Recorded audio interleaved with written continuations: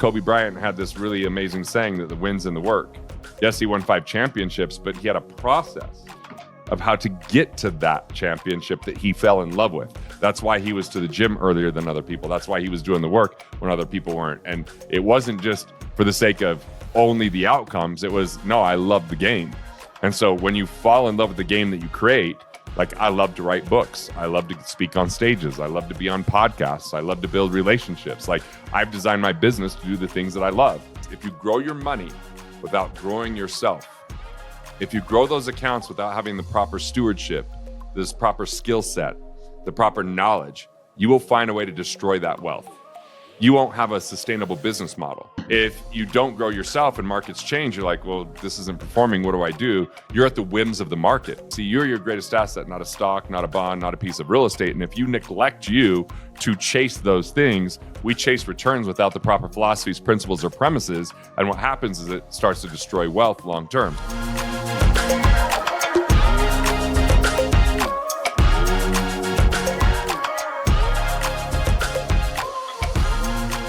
All right, Garrett, conversation number 1, conversation with Titans on the board of Titans. And you are a Titan. I was the first time you got on an airplane by yourself to come see me, and now I'm conversation number 1 on Titans. I'm honored in both situations, man. Man, there is no other way to do it. There was no other way to do it. So I love it because when you're like, should I hire Garrett and drop, tens of thousands of dollars? How many people did you ask? How many people did you say? I asked 10 people and 9 said yes. 9 said yes. 1 said, no, it's not worth it. Yeah. So that's all right.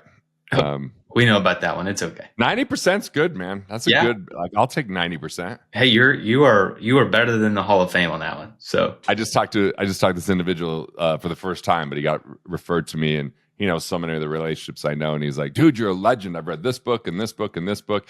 He goes, and I've literally never heard anyone say anything bad about you. Everyone has good things to say. He goes, other than someone told me, you just sell really discounted digital programs. I'm like, that's why I sold that company. That was fair. That was fair for them to say. That's why I'm out and I don't do that anymore. But I was like, reputation matters. You got to stick to your values, That's right. And as long as you don't go over to your house and get talked into going to the cold plunge, everything. Dude, what kind of mentor does this kind of torture and films it?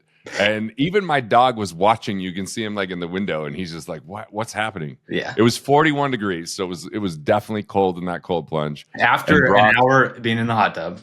Yeah, and Brock just got in and hyperventilated. And if I'm ever having a bad day, I just pull up that video, I watch that 17 seconds, and I just feel better. Yeah, more people probably need the video for the enjoyment, but definitely not. They just don't need it in general. You look like you're going to pass out. You're like Wim Hof breathing in the water instead of before the water. Oh, I was absolutely about to pass out. That was insane. When I got that cold plunge, I was 220 pounds. And, that was probably 18 to 20% body fat. And then I got all the way down to 187 and a half pounds. And the motor broke.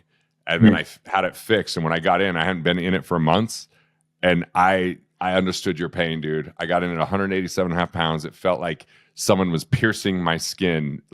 It felt like stinging. And I got out in about 17 seconds. I mean, I didn't breathe like you, but I definitely wanted to. But I had to act tough, man. That was legit. And now I have it at 50 degrees because my son said, Huberman says you don't have to have it that cold. Right. And you only need to be in it 11 minutes a week. So I'm not trying to prove anything to anyone. I used to lay in it for 5 minutes, all the way down to my neck. Now I kind of just dip all the way in at the end and, just do it right before I work out. There you go. I've finally made it to doing a cold shower very quickly, and then I'm done. Do the cold shower at my cabin, which you've been to multiple times, is so legit. And I wash my face and then put my face in there. Then I wash my hair, and it's hard to get the suds out. The water's so cold, and then get my back on there. But I am wide awake when I get out of that. In the winter, just wide awake.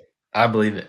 Well, why don't you give us a quick background on you as Garrett, where you came from, where you are today, and what's going on in your life? Yeah, I grew up in a small coal mining town. My dad was born in a town that sounds as white trash as towns could sound. Dragerton, Utah. That doesn't sound like a real place. Dragerton. It sounds like I don't even pronounce it right. And it was just this little town right by Sunnyside and East Carbon, Utah. and his dad, was a coal miner. My mom's dad was a coal miner. My dad was a coal miner. And it was kind of like, it was a cool town to grow up in because the people are super sweet. And even I moved to the big city of Price, which had 12,000 people and, actually had street lights. And those people are actually been my biggest advocates and cheered me on as I've kind of gone through this process. I've done a lot in the financial world over the last 25 years, but I also have had some, I don't know, little hobbies like doing comedy, and my friends will show up and enjoy those shows. And it was just kind of something fun to do to become a better speaker. I've got 2 kids, 17 and 19. One's 6 and a half. He videos and edits my videos. And then my 17-year-old is, a golfer. So you two would get along really well, Brock. Oh, yeah. And he works at Trader Joe's, and he takes half of his money and puts it in crypto. And then the other half he buys like record players with and vinyl. So, it's pretty cool. And then I've been married for 22 years, coming up on 23 here pretty soon. And I think we're more in love now than we've ever been. Like I had a man cold the last 2 days, and she just comforted me, and she worked on me because she has this biofeedback machine that you know about. Yeah, Dude, I can't believe how much better I feel in 24 hours from that biofeedback machine, which, by the way, I just sent someone else to the person I sent you to, and the biofeedback machine told this client of mine that she was pregnant. And then she went and took a pregnancy test, and she was pregnant. Isn't that absurd that you could just be hooked up to like this machine that like reads biofeedback? It doesn't make any sense. It just seems bananas and, science fiction and stuff like that. But a big part of just like having kids that had some issues growing up, we just got really dialed in the health world and been focused on longevity. And I think health is wealth is kind of a cliche that we hear, but it's very true. Especially a couple of years ago, I had some kidney issues and was really kind of like creating insomnia and really stressful, and was able to just have pretty magical people in my life help heal me. And from the food that I eat and to making sure to keep my stress low and, live what I teach. Basically, I have to live what I teach, Brock. It's an annoying standard. It is an annoying standard, but even in my own life, I'm so grateful that you did it, because not only has it affected me, but it's affected my parents and my family, and we all get to do it. So we all are joining in some of these. So your dad had lost some weight last time I saw him. Oh yeah, he's down quite a bit, which is awesome to see. And he's working out. He's getting after it. We get to have conversations about this. So I'm grateful that you went through all that to introduce us to it. Yeah, man, it was pretty cool to like this whole full circle thing that your dad mentored me when I was your age, and now I'm mentoring you, and that he trusted me to do that because I think he was one of the 10 people that you asked. Although he said you got to make your own choice, son. I guess there was 8 people that said yes, and one said I'm not going to give you an answer. One said no. So yeah, there you go. So you've been in the business for a long time. I think 98 was when you got in the business. I remember that's when you met my dad, and it was funny because you've been in this business as long as I've been alive. Sorry. And, I've heard your name my entire life. You've just been part of it. We've started building a really cool relationship over the last 5 years, and you had this success really early on. Like you weren't somebody that just kind of putzed around and almost failed out. Like you had a really good success rate. When you were growing in this industry or in your career outside of school, what did mentors, what did Titans in your life, what value did that provide to you? So I was in a fraternity, Sigma Chi, and a lot of these older guys that were already graduated were still kind of in the same town, and I would golf with them. Like one guy, his name was Sean, he was a developer, and so he taught me a ton about real estate. Another guy was Ben. He just taught me a lot about like life and friendship and, like building something so the fraternity would remain great, and they would have these commitment to excellence events. And there was one guy that got up and spoke, and he said, you live life easy, hard, or hard, easy. And that stuck with me my whole life. Like easy, hard is I'm not going to work out today. I'm not going to eat well. I could do that on Monday. And then it just kind of trickles. And then all of a sudden you have high blood pressure, you gain a bunch of weight, you don't feel good. Or you can do the hard things like the cold plunge or, working out or making sure that you're eating well. And then life just gets easier because you build the systems and the rhythms and the habits. So I had that kind of, those were some early mentors, but I also had this guy that donated a bunch of money to the university as a professor. He was an investment manager for Strong Investments. He managed their municipal bond portfolio At one time, he was managing $5 billion in municipal bonds, and he was number one in every category. He was just really brilliant. And he had this philosophy. He's like, well, the first 25 years is kind of getting educated. The next 25 years is working and then he's like, the next 25 years is serving. So he became a professor. And I just became friends with him because I knew I could learn from him. And I really did. And actually, he bought whole life insurance from me as a bond manager because I basically didn't know exactly how to present it. And I was in this thing called Leap back then. And I could pay for them to design the whole case. So I paid, and they sent these beautiful, designs with all the notes. And I just studied and I read it and I met with him. And he's like, man, you're bringing me some really brilliant ideas. I'm talking to all these other guys, but I really like what you're saying. And he became a client. And so not only was he mentoring me, he kind of became a client on that side of things, which gave me this huge boost of confidence. And then when I graduated school, I spent more on mentorship every year out of school than all 4 years combined. Like this year, I'm a couple $100,000 in already, which is higher than other years, but it's like been such a big payoff. And it's uncomfortable sometimes to make those kind of investments, but it's also like when I do, it means A, I value myself, and B, I access information that I would have to make mistakes or take longer to figure out or never figure out and miss that opportunity. And I think it's really hard sometimes for people to invest in themselves because they kind of go, well, what if it doesn't work out? And what if I'm not good enough? And what if, and they interview 10 people before they make the investment or whatever it is. But there's not everything I've ever invested in with consulting has worked out. I had two different $8,000 a month consultants that I wouldn't have re-up with them. But, there's so many events I've gone to that were 25 grand and they completely transformed my life and helped me learn things I want to learn and build relationships that I would have never built. Yeah.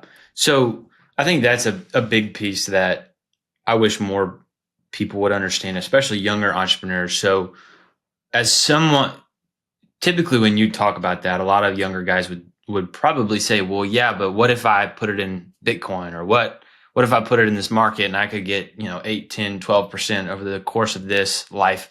How can you justify, what's your thought process around, well, I'll take a couple $100,000 off the table and invest in myself before I go invest in these other things? Let's say that it could be Bitcoin because Bitcoin, it's had an astronomical return since its inception. And so here's the thing that most people don't recognize. If you grow your money without growing yourself, if you grow those accounts without having the proper stewardship, this proper skill set, the proper knowledge, you will find a way to destroy that wealth. You won't have a sustainable business model. So if we look at the flow of money, if it goes to you first so that you know how to better communicate, so that you know how to, better have the right financial intelligence, if you learn how to be better at sales and marketing or writing or speaking. I mean, there's just certain exponential skill sets that if you grow, as markets change, you still have value. Mm-hmm. If you don't grow yourself and markets change, you're like, well, this isn't performing. What do I do? You're at the whims of the market. And so it's really during distressed times and down times where I've always made the most money. Because in 2008, people started to listen to things they weren't listening to in 2007. In 2020, people started to listen to things that they had never thought about before and be grateful for what I was teaching with mitigating risk. And so you see, you have to have some patience to do that, but it's about sustainability and it's about quality of life. See, you're your greatest asset, not a stock, not a bond, not a piece of real estate. And if you neglect you to chase those things, we chase returns without the proper philosophies, principles, or premises. And what happens is it starts to destroy wealth long term. So here's the deal. If you bought Bitcoin and it goes really well, are you going to stay in it? Do you know what to do with it? Like for me, I buy it and I hold on to it because I feel like it's truly decentralized and deflationary. But at the same time, even as well as it's performed, I still value the skill sets I've developed instead of putting money into Bitcoin because I have still all sorts of potential to bring out into the world with the employees that I've hired, with the skill sets I've developed in writing books. And there's a lot more fulfillment. Like when Bitcoin does well, it's cool. Like it doesn't really translate to me feeling better about myself. I go, yeah, okay, I got more going on there. But when I actually have someone that reads my book, like the call I had before this, and the guy was just like, dude, your book changed my life. Your books are like, it's amazing. Like he was so excited to get on the call because of some content I put out there. And it's like, that's so richly rewarding. And this morning I was doing an exercise of what am I going to do to have the revenue I want this year? And I was like, what are the daily things I'm going to commit to? And I wrote down relationships of people that could promote my books that would actually generate leads for my firm. And it was crazy how big that list is. But those people came from me going to events that I paid to be there, to have a curated room, to have the right content that helped me learn, and so like it's just paid off for me from a fulfillment standpoint and a financial standpoint. Yeah. I think that's something really important to distinguish or think through more. The fact that your fulfillment is really going to be where you start growing yourself, right? Because something that you and Mike Isom talk a lot about is you grow your human life value, you grow your property value. That is the source and creator of all your property value. And right now we're seeing it. It's kind of in my lifetime more than ever, to where you're seeing all these young guys that are incredibly talented. It seems like on social media, they have hundreds of thousands of followers, but they're also an expert in e-commerce. They're an expert in crypto. They're an expert in infinite banking. They're an expert in this. They're an expert in that. And then it just kind of goes dark for a little bit and you don't hear from anything. And I was actually at an event not too long ago where I met one of these guys that I had a relationship with, that he was in this sphere, to come to find out that, some of these e-commerce people shut him down. Somebody stole all of his crypto. The business is just kind of set to the side. But what stood at the end of the day was his own self, his skill set, his human life value, which means that he can rebuild it back if he takes those lessons moving forward. So when you're thinking about younger entrepreneurs, or back to yourself, what do you feel like some of these younger entrepreneurs get wrong about growing their business or creating that wealth within their financial life? Well, one thing is, as people get really trained on some faulty thought processes. One of them is, hey, you got to start early, often, and always with your money, right? You just got to, like, if you don't buy a car and you just put that in a Roth IRA and it gets 9% between now and the time you turn 65, you could be a millionaire. There's so much advice on the internet about that. And so an entrepreneur is now taking money that could go towards processes and people and automation and technology and infrastructure. And instead, they're taking some of that to put it into a plan that creates no cash flow, they have no control over, and they're just waiting for one day, someday, for it to pay out. And it actually gets them to think more in reduction than production. It's what it does to the mindset that's problematic. And there's so many of these gurus out there that are just, touting budgets and touting that, that somehow their mutual funds have gotten 12% since they started. And it's like, man, they're just getting people to neglect developing the skills that it's required to truly build a great business. And the reason why most businesses, 96% of them, don't crack $1 million is because people are in the saver's mentality of, I'll just do it myself. And instead of hiring people, they get to the bandwidth where they have total, they hit capacity and ceilings, and then they get burned out. And so they're just saving money, working hard, and then never really enjoying the fruits of their labor, because the better they do, the more they have to work. And eventually that comes crashing down because their spouse is pissed off, or they never get to see their kids and they have all this guilt and shame. I mean, this is what most financial plans are teaching, unfortunately. It's a game of how much can you set aside and then how long can you wait, as if that's the magic formula. And the problem is, where's the accountability? Where's the cash flow? Where's the value creation? Where's the investment in oneself? That's the mistake they make, is that they get guilted into that money is just a game of saving and patience. And there's so many different areas that I think we trail off into those. Two of my favorite books of yours are Killing Sacred Cows 2.0, the newest version, and Budgeting Sucks, which goes into some really big details about some of the things that people get wrong, or things that they could do better, breaking down expenses, why mindful cash management is better than budgeting. When you think about the entrepreneur's life, before we start talking about investing and investor D and everything, can you touch a little bit on your thought process around playing not to lose, playing to win, and then win, then play? I started learning from my family, play not to lose. That's kind of what I learned, which was, hey, we put cash in coffee cans, we bury it in the cellar. You never know if you're going to have enough money. They hoarded toilet paper before it was cool. It was just like, it was really you don't know if you're going to have enough, because my great grandfather didn't have enough and had to move to America to make money, and didn't see his wife for 7 years, and met his daughter when she was 7 years old. So that became like folklore within my family. that got them to think in scarcity. And so playing not to lose is when people believe in their finite pie. You got to take what you can, hold on to it. It's the notion of there's never enough to go around. It's scrimping, saving, sacrificing, deferring, and delaying. And a majority of people are stuck in playing not to lose. They're just afraid. They're just in worry. And, playing to win is where a lot of entrepreneurs are.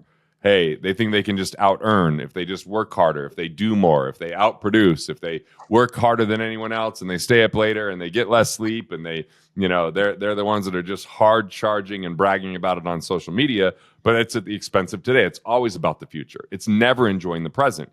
Win then play is, what if you weren't just addicted to outcomes? I wrote about, hey, like the Super Bowls, a lot of people when they win the Super Bowl, they actually feel a little bit hollow. They're like a little bit like, wait, this is what I dedicated my whole life to. Why am I not happier? It's because what's next for them isn't really set up. And when it's all about an outcome, not about the process to get to the outcome, not about the journey along the way, then we actually sacrifice a lot of our joy. And so win then play is design the game worth playing and you've already won. What would you want to do on a daily basis? Not what do you have to do? What do you get to do? What are the things that help develop the skill sets that matter to you and get to work with the people that you want? And so as you start to design that, a lot of people won't design it, Brock, because they're just scared that if they design it, it's not possible because they've been taught linearly what's possible and everything else is considered a unicorn, right? There's even terminology in stocks and in, Silicon Valley about the unicorns. So they just don't believe. And by not believing, they create a different container and the container determines what actions they take. And so they take actions that would never create the life that they want. For all his faults, Kobe Bryant had this really amazing saying that the win's in the work. Yes, he won 5 championships, but he had a process of how to get to that championship that he fell in love with. That's why he was to the gym earlier than other people. That's why he was doing the work when other people weren't. And it wasn't just for the sake of only the outcomes. It was, no, I love the game. And so when you fall in love with the game that you create, like I love to write books. I love to speak on stages. I love to be on podcasts. I love to build relationships. Like I've designed my business to do the things that I love. And it takes course correction over time. It takes hiring over time. It doesn't happen all at once, but you got to create a vision that would be compelling enough for you to stick with it. Again, there's so many things that we could trail off into. When I look at you, I see you more as a friend, a mentor, an older brother, a guy in my life. And oftentimes I forget the fact that you're a New York Times bestselling author, and you find 500 business owner. You've exited companies. You've done all kinds of things, and you've got this experience to back up all that you're talking about.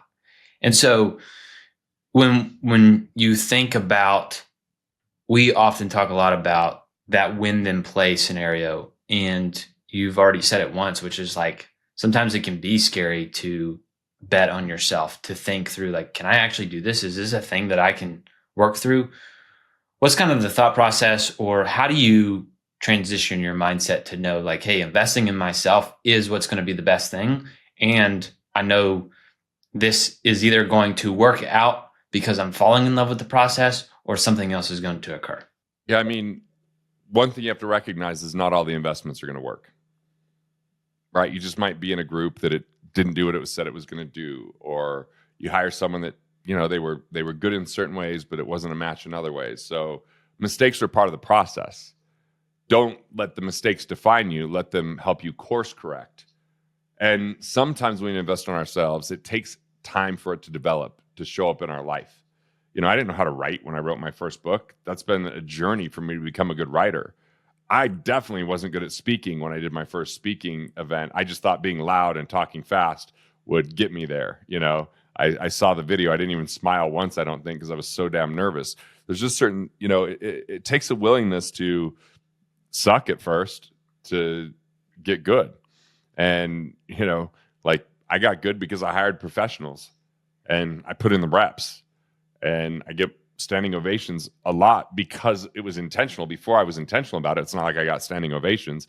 I learned how to make that happen based upon the work that I did, because I wrote theatrical keynote and I wrote a comedy special, and that was like working on it, preparing for it every single day, writing and rewriting, rehearsing, and going up on stage. And it's like It's funny because as I say all this, like I realize how amateur I've been with video, but how pro I've been with books, or how pro I've been with stages. And so I'm really looking to up my game on video to be this intentional.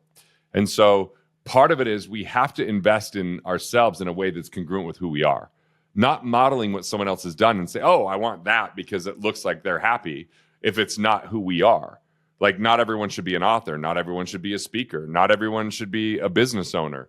And even inside of there, there's a multitude of ways to do that. So you got to really get clear about what you're going to do and what you're not going to do. And when something just hits you and you feel it like deep in your bones, and it's at the intuition, and it's a soft voice, you kind of know, listen to that voice. In business, a lot of times it's inconvenient. In investing in ourselves, it could be inconvenient. It could be scary. Like I did this thing called A-lister back in the day, where you had to have a certain number of speaking fees to get in. There was 10 of us, and Michael Port and Amy Port were running it. It was on a stage in Philadelphia. And like, he's like, all right, here's the rules. Only we're going to critique you. Don't critique each other. And here's the ground rules for the couple days. All right, who's first? Get up there, 4-minute speech. And then they're just critiquing you in front of your peers. And like, what did you do good? What could you improve? And then like, eventually it was like a 30-minute speech. And he's like, let's work on something that you're not good at. And dude, it was the most painful time I've ever been on stage. But then later that week, I went and spoke at a dental event. And dude, when I came off the stage, a dude hugged me, started crying. People were like, standing ovation because of what I learned by going through those 2 days. It was an investment of time, an investment of money, and then being willing to be uncomfortable, being willing to be outside of the comfort zone and be like, all right, I'm gonna step outside. Like, dude, learning to act, bro, I was so bad, so painful. The first session that I did, and now where I'm at is, you've seen me do it. It's much better, but I also just hired the world's greatest acting coach. I called him up and hired him. It's like, that's what it takes sometimes, but it spoke to my soul. Like I knew this was something I was going to do, something that mattered to me. And you've seen me speak a lot. That one, definitely people were inspired when I did it. It's like, it's out of the box. Yeah. And I've seen the progression of where it probably wasn't as great to where it is today, which is phenomenal. I can't imagine all the times that Trisha had to listen to it and see it. Dude, there's times Trisha cried when my acting coach was yelling at me because she's there running the slides and taking the notes, and like he's yelling because it's how you have to get shocked out of the system and deal with your neurology. It's not like he's mean. It's just like he's shocking me out of what I was doing. Yeah. And I'm talking too fast and I wasn't enunciating and all those things. Yeah. I think one of the biggest things that I'm learning from you right now that we're having a lot of conversations on is accepting the applause. What you talk a lot about is the fact of once you're done talking and you got a standing ovation, people just walk off the stage. They don't think anything about it. They just walk off. And what I think you're trying to tell there is the fact of like, just as much as you're going to be great at giving, you've got to be great at receiving. How does that pertain to just that principle in general, but also an entrepreneur's life in that journey of growing? I watch people speak all the time and I just watch them walk off stage when they're done. They just gave all this stuff. The crowd's trying to give back and they're uncomfortable with receiving. So like when I get a standing ovation, dude, I ham it up, man. Like I pulled out the camera before. I've brought my arms all the way out before. I'm just like, I'm into it. I'm like, they're giving back. I'm just going to receive that. I did all this work and this is a really cool moment where I could just receive it. When I did theatrical keynote once, I got a standing ovation in the third to last scene. I was like, oh, whoa. It was like unexpected. So I just paused, right? Because it's a moment where I go, hey, I listen to my intuition. I chose expression over perfection. Also, I could share this moment right here with you. That's the actual line. And I just take it in. And they just started clapping. And I was like, cool, we're just going to hang out in this moment and enjoy it. And see, people playing to win are too rushed to the next thing. People playing not to lose are too like, what is this? So a lot of it is we just have to be like, oh, cool, this is how we receive. Like people are giving back. Let's just take it in. And, sometimes that might be a long-standing ovation. And it's like, let them give, just receive, just enjoy. And then look at your other parts of your life. Are there places you're not receiving? We're always good at helping, but someone tries to help you and you can't say what you need help with, or you're not willing to receive it because you think that vulnerability is weakness or needing support is weakness. But really it's just collaboration, but we've identified it wrong. Yeah. I can't tell you how many times over the last couple of weeks since we've started this, that somebody will say, oh, well, how can I help you? And I say no. And then I have to step back because I'm like, Garrett, I'm pretty sure Garrett just You're like, yelled at me. referrals. I love referrals. Who do you know that needs this book that I wrote the forward for that we can Yep. hand it to? Yep. You know, Yep. like, Which yeah. I think is a great segue into this. So you wrote this book called What Would the Rockefellers Do? I'm grateful that I was able to write the forward for. When we look at this framework of what would the Rockefellers do, Yeah. right? You've got the legacy rings, you've got everything that goes into it. We'll talk about whole life insurance here in a second. But this isn't, it talks a lot about legacy. This isn't for a person that's just 60, 65, 80 years old, right? This is for that young entrepreneur, the person who's really starting to do extremely well, having a lot of success. So why don't you kind of lay the framework around what would the Rockefellers do, and then we'll get further into that. Like, it's kind of insane that I got to write the book on a strategy that had been around for so long. It's like it had been going on for such a long time. So it's like, let's just share this Rockefeller method, which is really two critical components: insurance that transfers risk, mitigates it, and is guaranteed to pay out, and trusts that protect that payout. So it's not just blown as inheritance. It's part of a trust that can perpetuate, and that you just continue to buy those insurance policies on new heirs. So every time someone dies, it replenishes the trust or grows the trust so that things can continue on. And so those are the most critical components of it. And we can look at the Rockefeller family or people that were around the Rockefeller family. There's plenty of wealthy families that have used this same process of insurance and trust. And unfortunately, in the financial world today, people sell risk without understanding the consequence of that risk. So they're selling policies that don't work in the Rockefeller method process, like because they're not fully mitigating risk, and they're taking chances because they're chasing a return that might not happen. So that's kind of the unfortunate thing. That's why the new updated version that you wrote the forward for is going to be really instrumental for people to get a hold of and understand. And it makes legacy accessible and available.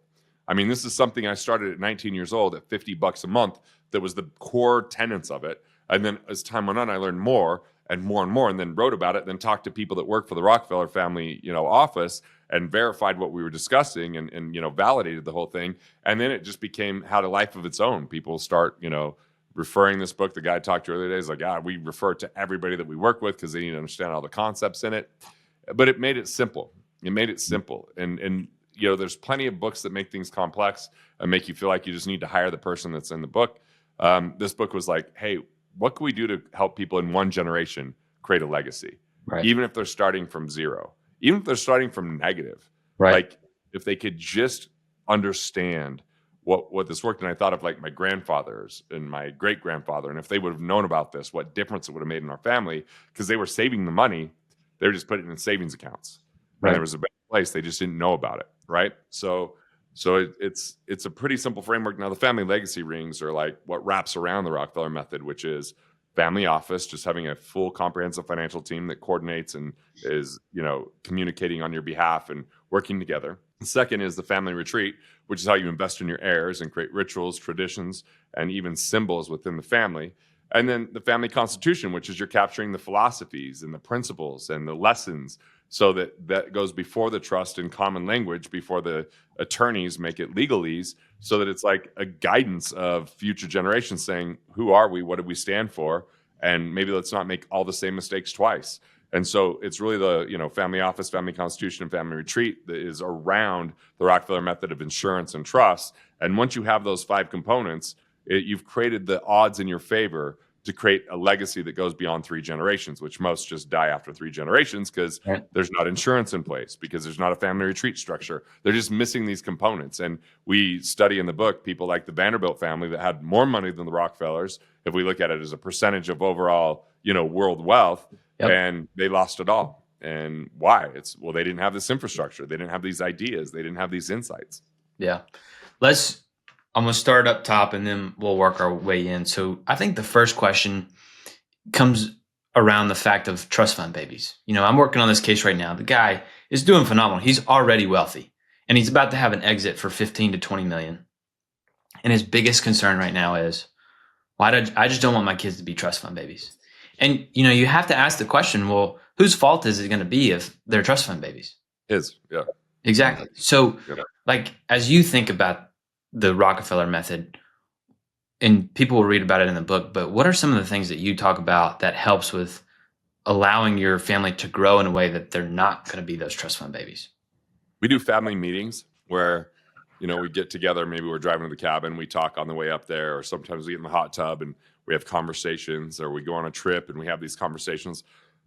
Some of them are short because the kids aren't in the mood. Others, if they're in the mood, we'll just go as long as we need to go because they're willing to have the conversation. What I just dropped.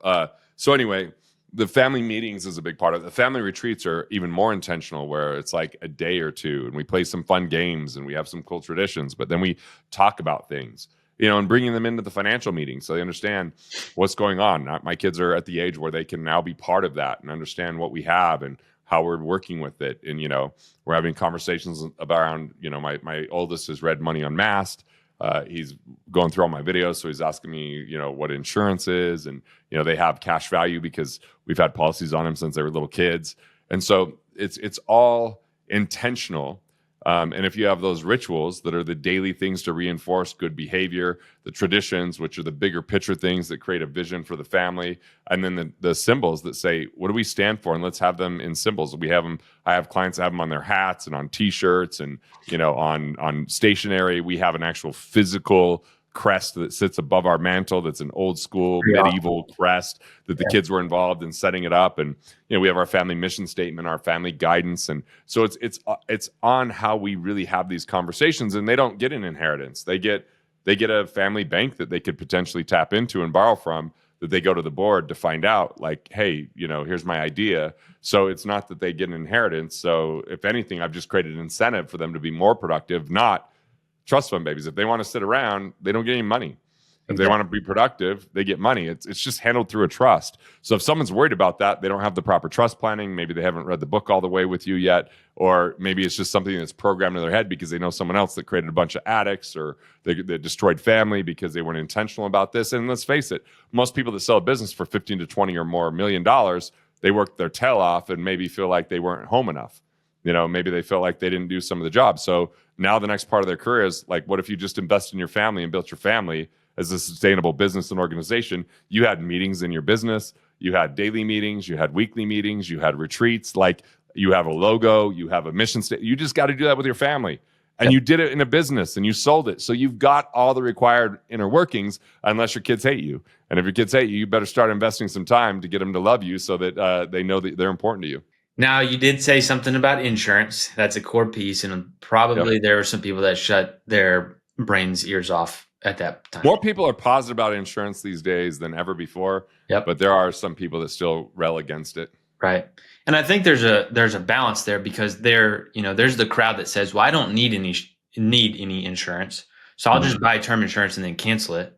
But then there's also the crowd that we're seeing more and more of today, which is, oh, well, I can just overfund a life insurance policy as much as possible and just focus on the cash value. And I think I think we need to come to the middle a little bit. So because both of them have the similar problem. If you buy term and invest the difference, then one day your term insurance gets so expensive, it's onerous. Like, if you lived a life expectancy, you pay more in premium than your term insurance death benefit is, because they phase you out. It might be level for 10 years or 20 years, or it might not go up that much from year to year. But once you get past a certain time period, it exponentially increases. And so they're phasing you out. Yeah. Well, what happens is, if you're successful, you're going to meet with an attorney, and the attorney is going to say, you had an amazing life. You've done really good. You've got an estate tax problem. We think you need to buy life insurance. Okay, cool. So you bought term, you invested the difference, and now you have to go buy life insurance when you're older. Where if we looked at cash value versus bonds, cash value has beaten bonds over any 30-year period of time. So you basically would have had that death benefit as an alternative to your fixed income portfolio, as your asset allocation. You would have had that death benefit, and now you have to go buy it by actually diminishing your estate in order to cover your tax. So that's the irony there. And if you only focus on cash value, a lot of these guys have such low death benefits that later on in life, they've used their cash value to death. They don't have that much death benefit by the time they pay off the loans. And now they have an estate tax issue in both situations. So like, the death benefit, I say it this way: buy net worth, build cash flow. The death benefit is future net worth. By knowing that it's there, I can spend other money differently, knowing it would be replenished. I could do charitable giving and replenish that gift with my death benefit. I could spend more of my assets and take more than just the interest, and therefore increase my cash flow. and let the death benefit replenish that. Like there's so much opportunity because of setting up the doors early by having this. But most people think of it as like, well, it's an expense and, term is cheaper than whole life. Yes, when we're looking at just the price, you're absolutely right. Today, term will be lower than whole life. 20 years, 30 years from now, that might be the exact opposite thing might be true, but we have to look at what the overall benefits are because it's really about price is what we pay, cost is the economic benefits.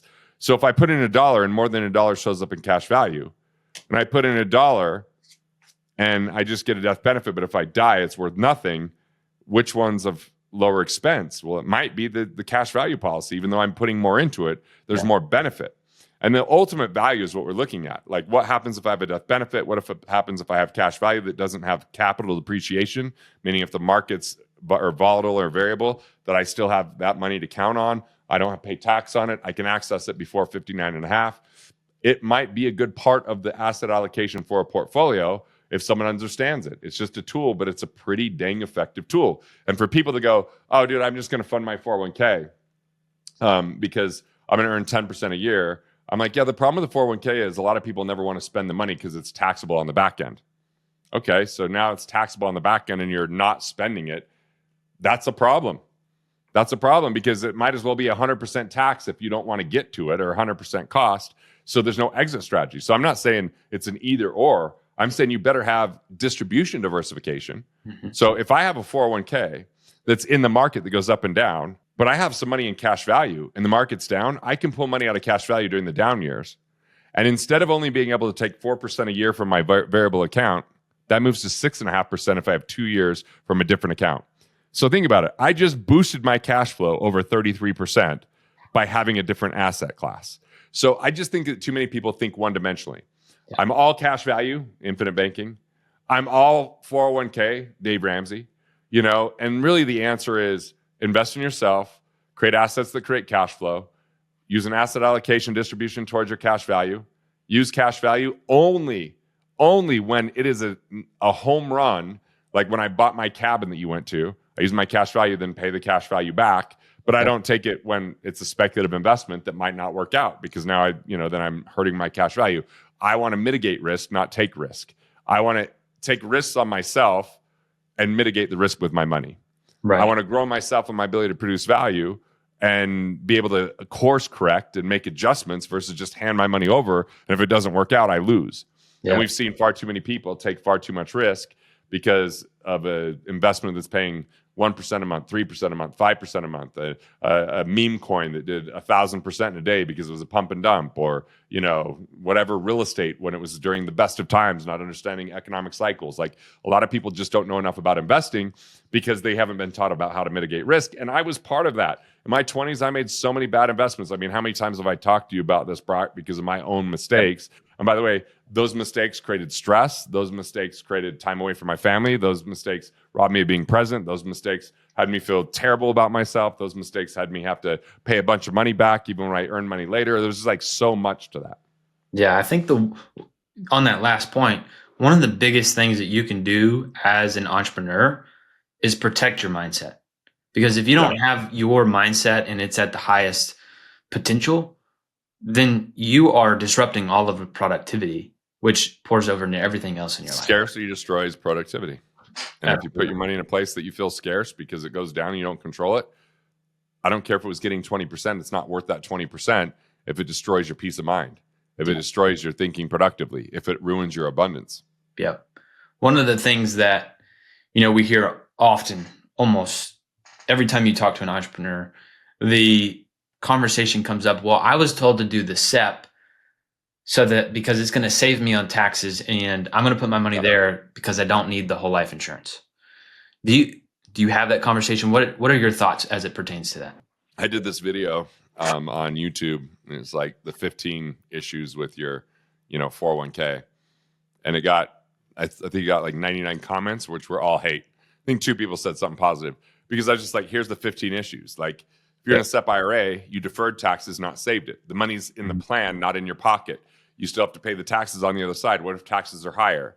What if, what if your income's higher, hopefully, because they think you're going to be in a lower tax bracket because you have less income, or because, I mean, is the government really going to lower taxes? Maybe the External Revenue Service will help us lower taxes. Maybe the Doge will get us to a place where we can lower taxes because we're just cutting out a ton of waste. Oh yeah. All for it, you know? Yeah. All for it. Yeah. But until I know what happens 4 years from now and what happens with the next administration, I'm a little weary about what's going to happen tax-wise when we are 36 trillion or however. What is it now? It's it's you know, a lot some more pretend than number. 36. Yeah. It's bad. So it is extremely bad. One of the things, it's a delay, not a save. That's my problem. It's a delay. Just kick it down the road. So, you talked just a little bit ago about the fact that you buy your net worth, you invest for cash flow. Mm-hmm. One of the biggest things younger entrepreneurs in general, try to focus on is net worth. I just had this conversation with a real estate guy the other day. Well, I really like buying these houses because they really increase my net worth. While on the other hand, he was saying, my goal is $50,000 a month in passive income. I would take cash flow with lower net worth any day of the week because big net worth without cash flow is meaningless. It's like muscle without blood. You want both, but like if you don't have blood flow, you're not living. It's not doing anything. And like you've got to have that cash flow. Now, you touched on it just a tiny little bit earlier. Why is it so early, or why is it so important to start earlier as a younger entrepreneur on things like a whole life insurance policy or just investing in yourself in general? Well, look, I invested early in myself because I wasn't married. And so I was able to like go travel somewhere once a month to go to different events and learn from people. So that was a huge advantage. And when I was young, I could meet with almost anyone. They wanted to help me out. But it was like the skill sets. I was 25 and people that were 45 were paying me to watch what I was doing with clients through a shadowing program. People were paying me $179 a month to be part of my conference call based mastermind for financial advisors because I was so aggressive at learning. And then all of a sudden I was so much more valuable to the clients that I met with. Mm-hmm. And so as I became more valuable, I made a lot more money. If I would have just been about like my initial mindset was how could I save? And I just like, it hit me. I was like, I could work so hard to save money and it's all for misery. It's fighting with my wife. Like, why is the heating bill so high? And let's not do this. And it's like, or I could say, what if I just focus that time on being more productive? Now, I started my whole life policy when I was 19. It's been a never fail me strategy, which gave me capital to bridge things when I was in a cash flow crunch, to buy things when I was acquiring a business or a piece of real estate. But most of all, when I have a tough year where I build more character than cash flow, I just feel really good. I have that big death benefit that I'm like, cool. Well, that secured a lot of my legacy pieces and I can ebb and flow and sometimes have home runs in certain years and sometimes hit singles in other years and know that I've really set my family up one way or the other. So it gives me peace of mind. Yeah, kind of like your baseline growth strategy. Now, as a business... Dude, at 46, you know what happens is you lift weights and then you hurt yourself, Brock. My left arm is tingling today because I lifted too heavy of weights because I'm trying to be a younger man, maybe... and I got to go see a doctor and get it all fixed up on Friday. But the good news is I know the right people to take care of it, so my injuries don't linger. But just want to let you know, like, you start younger, you have more resilience. You start younger, you have more energy. That's right. That's right. And if you have a gym like yours with some incredible pictures, it's like the best thing ever. It just helps. None of those pictures are up anymore because I've got them reserved for you, dude. I made those pictures thinking my wife would be impressed, and she wasn't. Like, I got super fit and then took pictures, and then she was like, "Why are we putting these up in the bedroom?" I'm like, "I thought you'd like it." She's like, so they went to the gym, and Brock had to work out and look at him, and it was super awkward. And so I definitely have his name reserved when I see him next to give him a gift. There you go. Hey, you know what? It kept the good energies up. That's for sure. So last thing we'll talk about here, we'll wrap it up. As an entrepreneur, as somebody who still continues to invest, you talk a lot about, you're not trying to build a life that you have to retire from. Like right. you love the life. If I retire, it means I did life wrong. That's right. And so when you're thinking about investing in general, is there like an order or a process that you go through that says, hey, I'm going to invest in this, or this doesn't even fit. It's not time yet. How do you go about that? Timing matters a lot, right? And so I like to do like a 5 objectives philosophy where I have 5 objectives for a quarter or for a year. And if it doesn't fit those objectives, put it in the parking lot. So I have the things I'm doing now, which means I'm doing them in the next 2 weeks. They live in the calendar. Things I'm doing later, meaning that it's within the next 90 days, but it doesn't have to be in the calendar yet. Things I'm never doing, which is things I eliminate over time. And the parking lot, which are ideas that may or may not be used in the future. Go beyond 5 objectives and it becomes bandwidth issues. It becomes tough to do. So It's like, that's what the focus is. Yeah. So one of my favorite things that you're doing right now, especially where people can get more Garrett in their lives, more yelling and more just 900 miles an hour words, but just an immense amount of value in their life, is you now have a program called Multiplier, where you have entrepreneurs coming in all the time and you are sharing all kinds of value almost every single Wednesday. Tell us a little bit about that, and then we'll get out of here. It's pretty cool because you're in the financial space and you're referring your clients in, because I'm teaching every week. And it's like, look, if we want to get results in life, it's hard to get results if we do something once a year. It's hard to get results if every quarter we pay a little bit of attention to it. So I'm like, what is that dose every week that helps us course correct, accelerate our results, and multiply our life? And so, I'm either teaching on make more money, keep more of the money you make without cutting back, grow your money through investor DNA, or grow yourself so that you are a steward of your resources. And so it's really comprehensive finance. And it's really about what networks support a lot of that finance. And so like a lot of the people we refer back to you to do the implementation. But now that's this collaboration, because we need more community in finance. We need a movement of people being multipliers, where they're creating way more value in the world than they're taking from it. That when they get in a place of guilt and shame or isolation or struggle or whatever it is around finance, that we get them past that so quickly, because there's a community to lift them up and support them. And I'm someone that's teaching and leading on a weekly basis to help them out. So that's the multiplier advantage.